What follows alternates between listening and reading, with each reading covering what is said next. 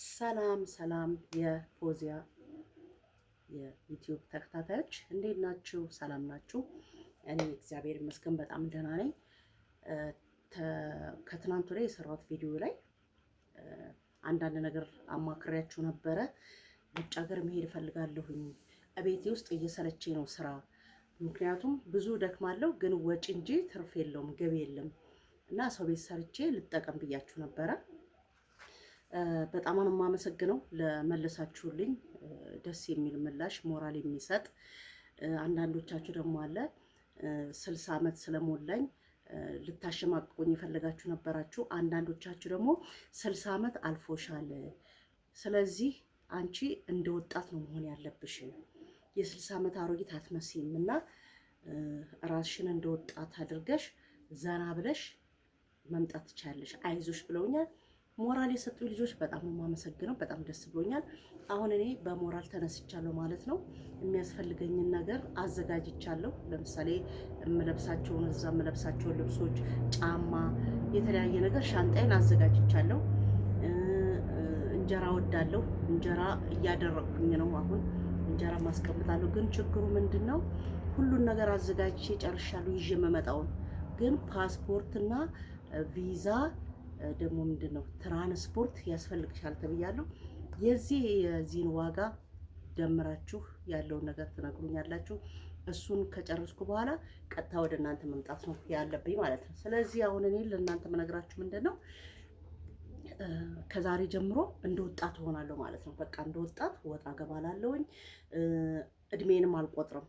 ምክንያቱም እድሜ 60 ዓመት ሞልቶኝ አረቧ እንደምትፈልገኝ የነገራችሁኝ ልጆች ስላላችሁ አሁን እኔ በሞራል ራሴን እያነቃቀው ወደ እናንተ ለመምጣት ዝግጅቴን እየጨረስኩ ነው። ብቻ የቀረኝ ፓስፖርት ነው እንዳልኳችሁ።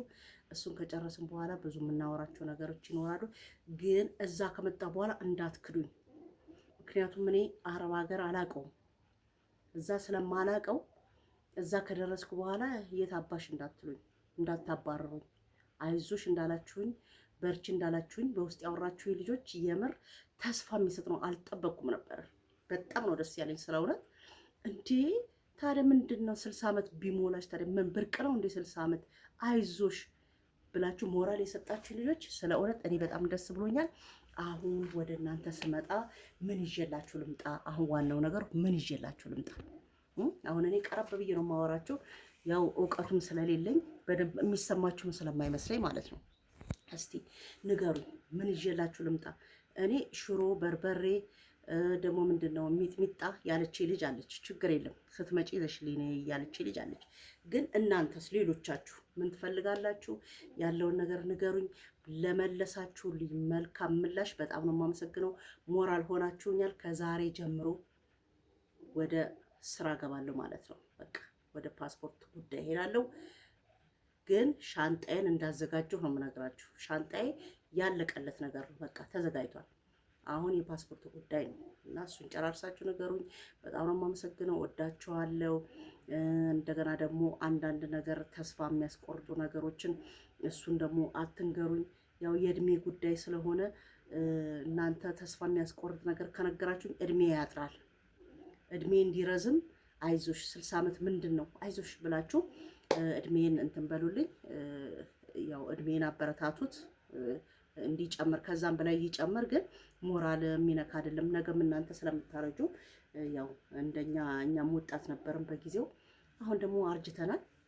ስለዚህ ፈጣሪ ይህንን እድሜ ለሰጠኝ በጣም ነው የማመሰግነው። እንደገና ደግሞ በዚህ እድሜ ላይ ደግሞ ሄጄ መስራት እንደምችል እናንተ ሞራል ሆናችሁኛል። በጣም ነው የማመሰግነው። በቃ እወዳችኋለሁ። ከዚህ በላይ ብዙ አላወራም ግን ያለውን ነገር በኮሜንት ወይም ደግሞ በውስጥ ጽፋችሁ ንገሩኝ። ገብቷችኋል? ለትራንስፖርቴ፣ ለቪዛ፣ ለፓስፖርት ስንት ገንዘብ ያስወጣል? ፓስፖርት ላይስ ፎቶ ያስፈልጋል ወይ? ፎቶስ እነሳለሁ ወይ ነው ወይስ ስሜ ብቻ ነው ፓስፖርት ላይ የሚለጠፈው? እሱን ነገር አጣርታችሁ ንገሩኝ። በጣም ነው የማመሰግነው። በቃ ቻው፣ ደህና ሁኑ። ስራችሁን በደንብ ስሩ። ምክንያቱም እኔ ስመጣ እማርፈው እናንተ ጋር ስለሆነ አመሰግናለሁ። ቻው